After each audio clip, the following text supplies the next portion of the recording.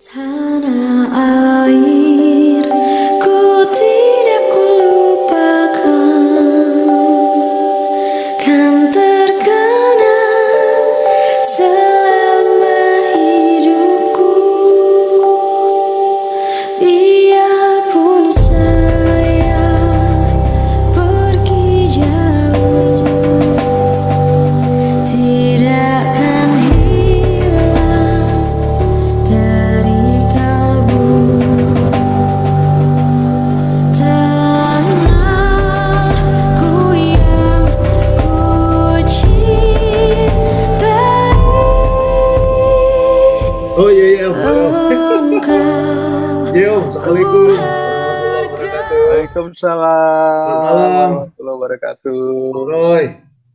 Om Roy Wicaksono, apa kabar? Selamat malam.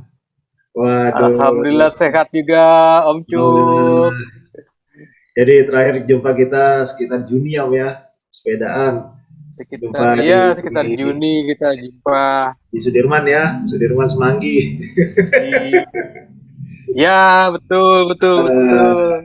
depannya Komdak, seberangnya. Terus kita pisah di Simpang Kuningan Om ya. Tuh, kita bisa di situ. Nah, bisa di Simpang Kuningan ketemu di sini Om di Zoom. Om Roy, terima kasih Om sudah hadir ikut memenuhi undangan yang kami kirimkan kepada Om nih. Gitu. Jadi memang eh, channel ini Planet Traksi ini ya Om tahu lah dari penamaannya sendiri tuh nggak jauh dari aktivitas dunia traksi Om.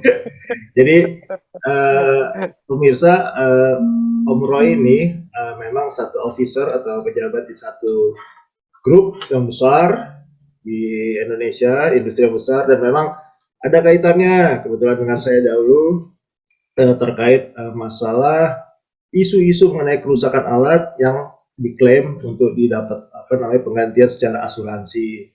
Nah ini Om Roy juga banyak nih masukan-masukan khususnya dari perspektif manajemen keuangan lah ya di sini terkait dengan asuransi, ada premi, ada klaim, kemudian juga mungkin Om Roy bisa bantu ya nanti share untuk kerusakan-kerusakan alat berat kah atau transporter kah atau engine kayak genset gitu ya yang mungkin sering menjadi masalah dan datang ke tempat Om gitu sehingga Om berinteraksi dengan beberapa perusahaan-perusahaan asuransi yang menjadi rekanan ya, kita nggak usah sebut lah Om ya, yang menjadi rekanan.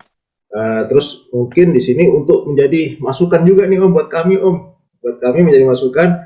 Oh iya ya ternyata ada loh kerusakan-kerusakan ini. Bahkan waktu saya masih ada di sana juga ada ya Om ya yang kasus-kasus yang apa force major ya istilahnya Om ya, force major lah kira-kira kayak gitu. Saya pikir itu Om, dari saya juga nggak berlama-lama nih Om. Nah, jadi kita diskusi santai, sambung tali silaturahmi gitu Om ya. Ya ke depan nih Om, kalau ada isu lagi mungkin dari para viewers yang ingin menanyakan, ya mungkin nanti saya kontak Om lagi pakai WA gitu Om. Dari saya itu Om. Boleh. Silakan Om Roy. Ya, terima kasih Om Cuk. Jadi saya mulai dari kalau traksi ini kan kaitannya pertama ada yang genset. Genset itu kan yang tidak bisa bergerak ya. Ya. Biasanya di pabrik atau di kebun gitu kan. Ya, di replacement Itu gitu. kalau yang tidak bergerak itu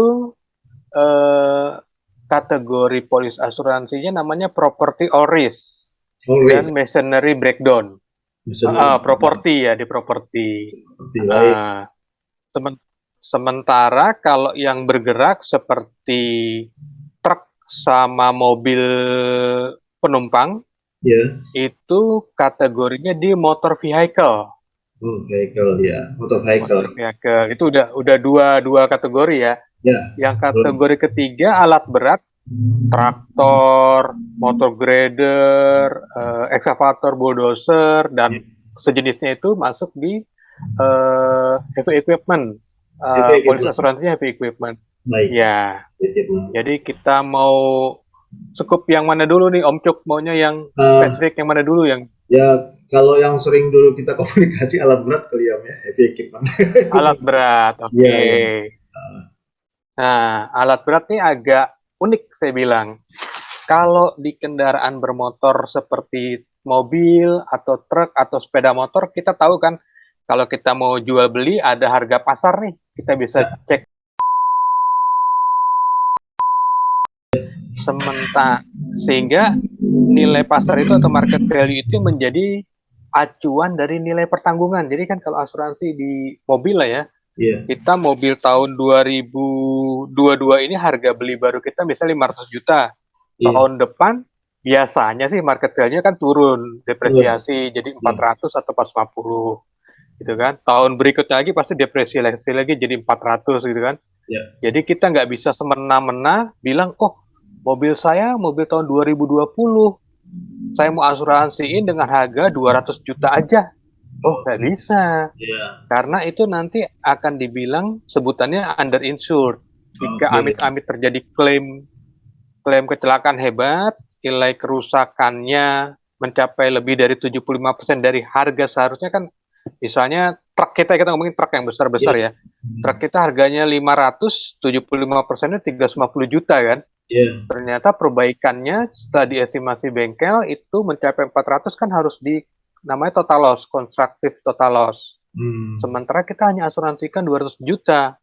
Berarti nanti kita akan diproporsi nih. Iya. Diproporsi 200 per 350 kali biaya kerusakannya seperti itu. Oke. Begitupun juga jika klaimnya parsial. Begitu klaimnya parsial, orang asuransi bilang, loh, kok Anda cuma asuransikin senilai seharga 200 juta dari pasarannya masih 350 kan? Iya, iya. Dari biaya perbaikan tadinya cuma misalnya 100 juta lah. 100 juta Anda harus menanggung nih. Sisanya 150 per 350, 200 per Oke. 350 kami, porsi kami seperti itu. Oh, Jadi ada proporsi. Sementara kalau alat berat itu tidak seperti itu. Jadi alat berat itu diasuransi. Walaupun alat beratnya alat berat tahun tua yang udah umur 10 tahun, dia nilai pertanggungannya pakai harga baru yang unit sekarang. oke. Misalnya udah discontinue nih alat berat yang 2012 ya. Eksavator ya. 2012 udah ya, ekskavator 2012 udah discontinue kan. Iya. Dia harus pakai harga ekskavator yang PC 200 berapa ya, 210 atau 220 saya lupa nih yang sekarang nih. 200 Harganya satu. strip 8 gitu. Ya, begitu. Ah, Harga yang 2022 ini udah di 1,8 M. ya. Ini harus diasuransikan seharga 1,8 miliar. Kita nggak bisa Oke. mengasuransikan, oh harga pasarnya yang unit saya kan 2012, harga pasarnya cuma 400 juta, nggak bisa. Iya, iya, iya. Jadi agak unik perhitungannya untuk alat berat. Nah, sementara jika kita ada klaim, Ah, amit-amit klaimnya total loss, kebakar misalnya, itu oke. nilai penggantiannya pakai nilai actual value. Nilai actual value itu apa? Hampir mirip-mirip kayak market value harga pasar lah kan. Actual value itu nilai buku atau nilai baru yang udah didepresiasi kan. Ini udah Iya, 10 iya. tahun, depresiasi udah besar berarti kan. Berarti Oke. udah tinggal sedikit lah. Nah, Oke. seperti itu. Hmm. Seperti itu. Untuk nilai pertanggungan nih, kita ngomongin nilai pertanggungan dulu. Nilai pertanggungan itu kita perlukan untuk penyusunan budget nih. Budget berapa sih premi yang harus kita bayarin untuk misalnya tahun depan nih. Ini kan biasa di bulan-bulan ini nih penyusunan budget di tiap perusahaan ya, bulan-bulan Agustus, September. Hmm. Berapa preminya? Kita harus nyari nih harga barunya unit ekskavator, bulldozer gitu berapa sih? Nah, dari itu kita hitung, oh kita punya ekskavator misalnya 50 unit, bulldozer 50 unit, ya udah kita kalikan dari harga baru. Oke. Itu nanti dihitung dari rate preminya. Oke. Rate preminya berapa persen sih? Nah, ini alat berat ini unik nih. Kalau properti tadi yang genset sama motor vehicle, truk sama mobil penumpang udah diatur sama OJK rate preminya. Udah Oke. dikunci nih. Sementara kalau HE belum dikunci atau nggak dikunci sama OJK. Oke. Jadi tergantung dari perusahaan asuransinya dan profil resiko dari perusahaan kita. Kalau perusahaan kita bekerja di tempat yang sangat berisiko tinggi, Ya. itu pasti rate-nya tinggi juga. Karena perusahaan kan nggak mau, perusahaan asuransi nggak mau rugi kan, nanggungnya kan.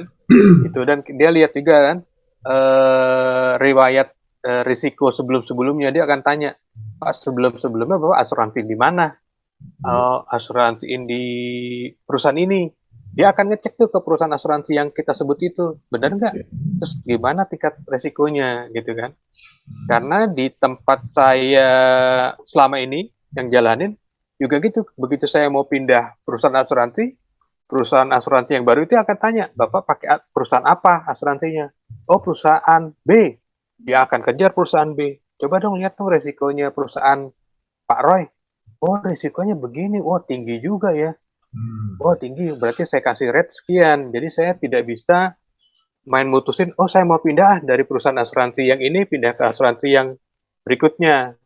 Jika punya risiko yang tinggi ya, atau kita sebut celahnya nih, ada, oh ini perusahaan Pak Roy ini banyak minusnya dibandingin bayar preminya gitu kan, kita bayar klaimnya tinggi dibandingin bayar preminya, seperti itu. Tapi Om Roy, maaf Om Roy, kalau Om Roy juga sekarang pada saat pitching gitu ya, atau mencari satu alternatif perusahaan asuransi gitu ya, itu kan sifatnya juga rekanan ya Om ya. Artinya juga perusahaan itu kan pada saat di pitching itu juga beauty contest kan Om, nggak satu-satu gitu ya. Jadi ada satu ada satu kerjasama dengan procurement, purchasing gitu ya, dari database mereka juga ya. Oh memang perusahaan asuransi yang baru lah yang biasanya paling agresif itu kan perusahaan asuransi baru ya. agresif. Iya. Tapi gini Om, saya kalau kita kembalikan lagi ke perspektifnya Traksi nih, Om Roy juga ada beberapa kali lah pernah komunikasi gitu ya, juga dengan teman-teman Traksi yang lain terkait interaksi dengan divisi Traksi khusus untuk mengenai kerusakan gitu ya di area masing-masing gitu ya. Ada unit yang sehingga harus TLO atau total loss gitu ya Om ya tadi ya. Kemudian juga pasti perlu ada saran masukan gitu ya. Ini kenapa sih kerusakan kayak begini nih gitu. Misalnya nyemplung ya Om ya, nyemplung ada kan yang sama kecemplung, tenggelam gitu ya. Ini kan ya artinya dari pihak, maaf ya belum tentu saya benar ya. Ini logika aja. Si pihak asuransi kan juga punya asesor gitu ya Om ya, punya asesor tuh punya penilai yang menguasai di bidangnya gitu kan Om ya, seandainya dan tahu Pak dan paham dengan bidang kerjanya gitu ya, area kerja misalnya di perkebunan yang tanah rawa tapi ternyata ini kok nekat ya kan, unit masuk siapa gitu kan, terus penanganan termasuk operatornya kayak bagaimana gitu kan. Itu akan kembali lagi kan menjadi ya Om ya, titik tawar menawar terjadi ya di situ ya Om ya, untuk ya kira-kira seperti itu ya Om ya. Ya betul sekali. Oh ya. Jadi di polis asuransi itu sendiri ada beberapa pengecualian biasanya. Misalnya bekerja di area rawa, rawa, area gambut. Itu biasanya mereka kecualikan karena risikonya tinggi kan. Betul. Jikapun mereka terima kerja di area rawa atau area gambut atau area basah, itu rate preminya akan tinggi. Nah ya, itu udah jadi standar itu ya. Betul. Yang kedua, jika terjadi klaim, kan ada on risk, kayak kita mobil masuk bengkel kan ada on risknya 300.000, 500.000 gitu kan. Nah ini juga alat berat juga kalau dia tetap minta, oh saya nih area kerjanya karena kebetulan gambut, oke. Tapi kalau ada kecelakaan di gambut, on risk-nya juga ada tinggi gitu kan. Seperti itu. Jadi ada dua komponen yang jadi pertimbangan pihak asuransi ya. Rate preminya tinggi sama on risk-nya atau deductible-nya atau risiko sendirinya tinggi, seperti itu. Dan maaf Om Roy, itu perusahaan-perusahaan asuransi yang selalu bekerja sama berapa kali Om banyak ya kerjasama dengan jenis macam-macam perusahaan. itu memang masing-masing punya bengkel rekanan ya Om ya. Bengkel rekanannya itu independen atau memang bengkel rekanan yang langsung sebagai agen tunggal pemegang merek unit Om atau gimana Om ya? Oh, kalau ngomongin mobil sama truk, ya ada bengkel rekanan. Tapi Oke, kalau oke. ngomongin alat berat, kalau ngomongin alat berat kan agak susah nih. Nah, Kita biasa pakai ininya, misalnya, sementara ada bengkel rekanan yang umum, yang punyanya rekanan asuransi kan, mungkin nggak serak di hati kita nih. Dia pakai partnya part ori atau part iya, copotan gitu kan? ya, Ya, betul, gitu. betul. Oke, Sementara di mobil pun kalau kita pakai bengkel ATPM misalnya, rate-nya beda sama rate umum. oke, Ada kelebihan sedikit dari ya. atasnya. Rate-nya beda sama rate yang umum. Pasti ada tambahan dikit karena Bapak minta ATPM gitu kan. Gitu. Berarti Om Roy Seperti sama itu. pihak asuransinya ini antar manajemen sudah menyepakati di awal ya pada saat sebelum Betul. tangan ini ada klausul ini loh agen tunggalnya ini alat berat ini gitu Iya. ya. Ini Iya. yang kuning ada dua nih, yang Betul. orange ada ini, yang hijau Iya. ini gitu. Terus yang untuk vehicle Betul. sama yang Iya. apa engine yang tadi ya satunya ya. Properti yang engine. Betul. Iya. Ini sama ini kan masing-masing sudah ada. Dan mereka memang benar ya Betul. melakukan itu ya Om ya dengan agen kagenannya Om ya.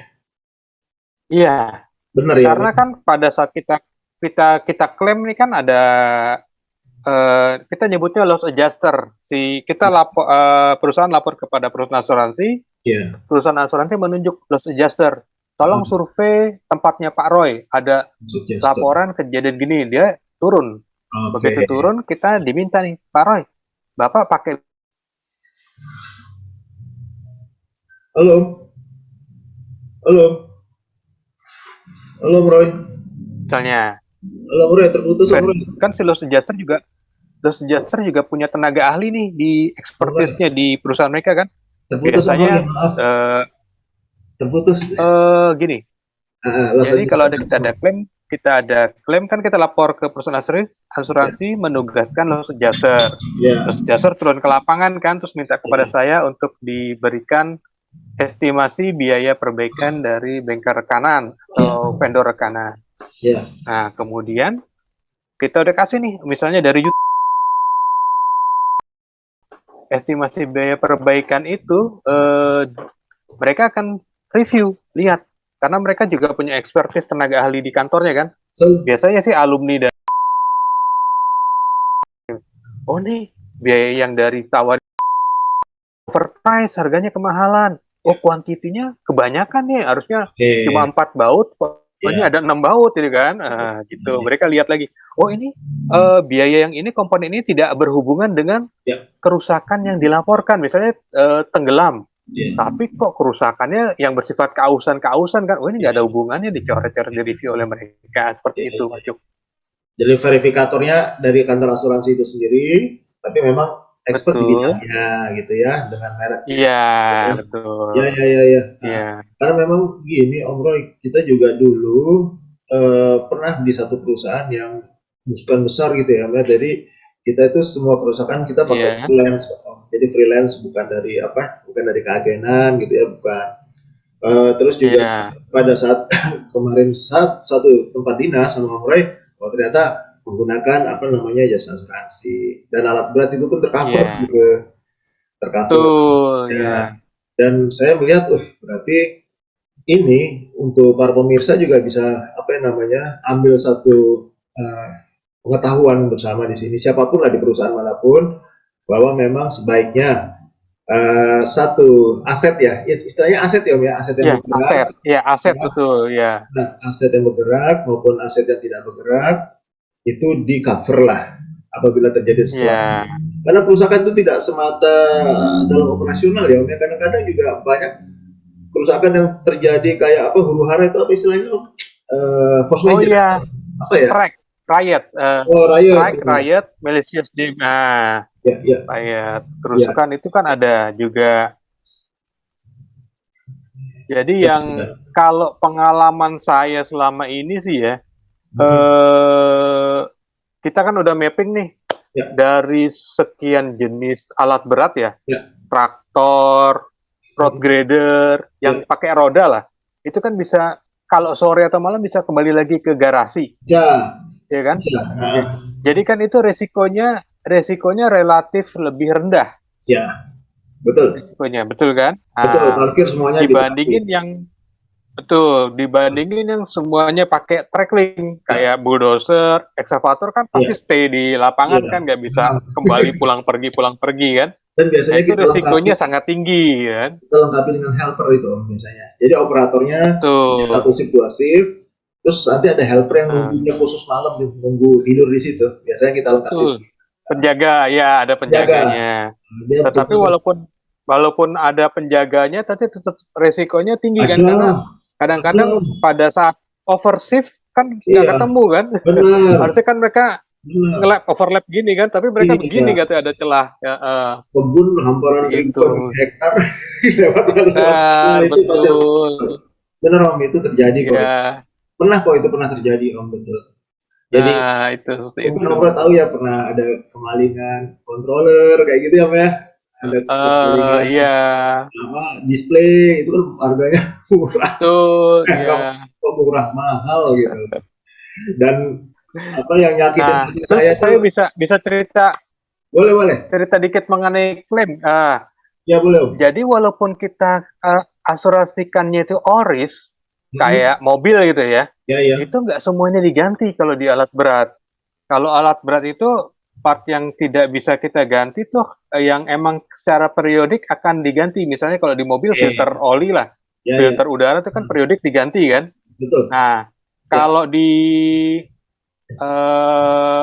di alat berat itu yang kita sebutnya dikecualikan tuh kita nyebutnya biasanya exclusion C. Itu kayak misalnya hose, wiring harness itu biasanya mereka ganti, padahal wiring harness harganya 40 juta, 60 juta atau 80 juta kan. Itu nggak diganti. Betul. Pencurian controller atau yang monitor gitu kan biasanya wiring harness tuh dari 200 juta. Wiring harnessnya sendiri bisa 100 juta kan, itu gak diganti. Waduh, itu yang sakit kepala itu. Jadi gunting kan. Jadi kontrolernya berapa, terus kan ada soket itu tinggal dibuka sebenarnya. Ini digunting, dipotong, krek. Terus kontrolernya diambil, gitu kan. Begitu saat kita menggantikan, ya kontrolernya ya kabel harness iya. Harganya mahal, wiring harness atau kabel harness tuh mahal. Itu nyakitin hati itu. Dari saya mau cerita itu. Ya, makasih banyak nih Om Roy. Jadi menambahlah satu pengalaman gitu ya, menambah satu informasi juga buat kita semua di sini dunia traksi bahwa aset itu memang harus diprotek lah, mengantisipasi gitu ya. Betul. Termasuk sumber daya manusia pun juga aset gitu ya. Si operator, tadi si driver atau sopir, bahkan juga mekanik gitu ya. Jalan sini. Oh iya, satu lagi hal yang penting di klaim asuransi akan ditanya adalah surat izin operator atau simper ya biasanya. Oke. Ya. Biasa kan tanya. Ini oknum operator ini punya izin nggak, punya simper nggak, ini kan kok bisa tahu-tahu dia ngeguling. Kok tahu-tahu itu bisa dia operasikan di daerah yang rawan gitu kan. Nah, dia akan bertanya seperti itu. Jadi itu yang harus diperhatikan pada saat terjadi klaim, akan ditanya nih, operatornya punya SIO, punya simper, atau punya nggak ya surat-surat izin lain mengemudi kan? Punya keahlian apa gitu kan. SIO itu mungkin dari ini ya, tenaga kerja kok. Betul, dari tenaga kerja. Ditakar dulu. Betul. Karena beberapa alat kan yang saya pernah alamin, alat panen itu harganya 6 miliar gitu kan. Tapi ternyata operator nggak punya. Kerja malam, kebakar. 6 miliar. Padahal alatnya baru 1 tahun. Saya sampai temuin direktur operasionalnya. Pak, ini kenapa ya Pak? Saya juga bingung Pak Roy. Alat ini alat baru di tempat Bapak ini alat kerja malam-malam kebakar. Ya itu yang warna hijau ya. Kalau nggak nyebut merek yang warna hijau ya. Seperti itulah pokoknya. Harganya nggak ada bener itu. Tapi harganya masukan segede Ferrari. iya, masukan gini Om, mohon maaf ya Om, ini juga Iya, kita terjadi faktual lah. Bahwa rekrutmen, mohon maaf ya, rekrutmen itu kan iya, kadang-kadang juga eh, apa ya namanya, manajemen traksi pun juga nggak bisa berbuat banyak Om. Kalau kalau yang di betul, KO sama di BO brand office masih bisa ngomong, tapi yang di lapangan betul, dia kan satu kaki di bawah estate apa manajer, betul, tapi kan di bawah kami Om. Pada saat datang betul. satu operator yang sifatnya politis, quote in quote itu Iya, bukan gitu iya, ya, anaknya Pak betul, tokoh masyarakat, anaknya ini dan sebagainya. betul. Dan kita tuh nggak bisa nolak pada saat itu gitu, karena eh, Iya, politis loh, non teknis banget. Jadi kalau memang ini nggak diluluskan permintaannya, nanti akan berdampak pada produksi kayak betul, gitulah. Ada betul. hambatan-hambatan Iya, kira-kira. Nah ini memang bagus masukan juga Om bahwa mengenai surat karena izin saya operator. bingung ini, truk truk aja yang harganya cuma ratusan juta bisa kita terbitin harus punya SIM B gitu kan. Nah, Iya, ini alat berat yang harganya miliaran, loh kok nggak punya keahlian gitu kan? Agak-agak, loh kok bisa ya truk yang cuma ratusan juta, mobil yang cuma ratusan juta harus punya SIM bisa. Lah ini kok alat iya, berat yang harganya fantastis kok bisa lepas gitu ke itunya. Ini iya, seperti iya. itu sih Ini yang pengalaman menjadi bagus, Om Roy. perhatian Bagus kita. banget. Saya juga punya pengalaman sedikit ya Om ya. Saya coba.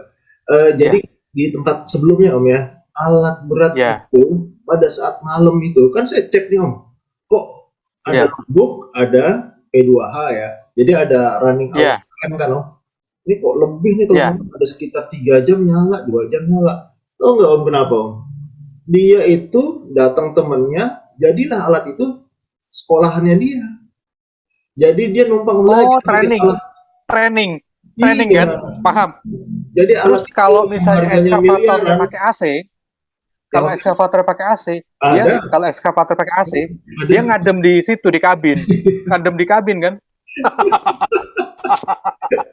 bukan aja ngadem aja Om, nyalain TV pakai baterainya ekskavator Iya, pun ada Om. lalu gue ya. Itu juga Iya, bener lah Om, ini waktu kita kan dulu zamannya land clearing ya pembukaan, itu harus jalan iya, kaki karena saya penasaran ini, karena kami pakai heeh, GPS waktu itu Om, ngeceknya iya, pakai apa namanya satelit gitu. Jadi, iya, dia beroperasi nih gitu, beroperasi tapi heeh, posisinya kok nyala gitu loh.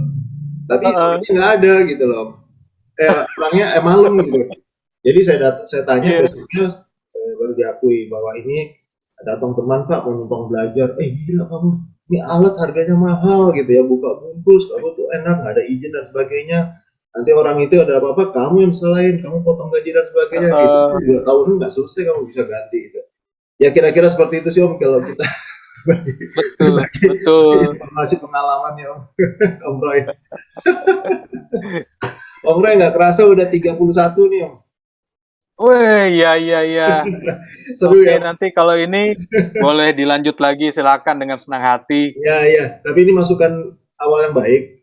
Jadi apa, walaupun kita apa bicaranya santai gitu ya, tapi saya yakin lah yang orang pertama kali mendengar tuh akan mendapat satu insight lah ya, akan mendapat satu Iya, juga gitu ya, bahwa alat ini harganya mahal, kemudian yang mengoperasikan tanpa adanya satu sertifikasi profesi gitu ya. Dan betul, ternyata ya. alat itu yang harganya miliaran sering dijadikan tempat latihan gitu ya, dan malam-malam dan pada saat rusak, nah itu sudah berat. Daunnya alat itu lama sekali.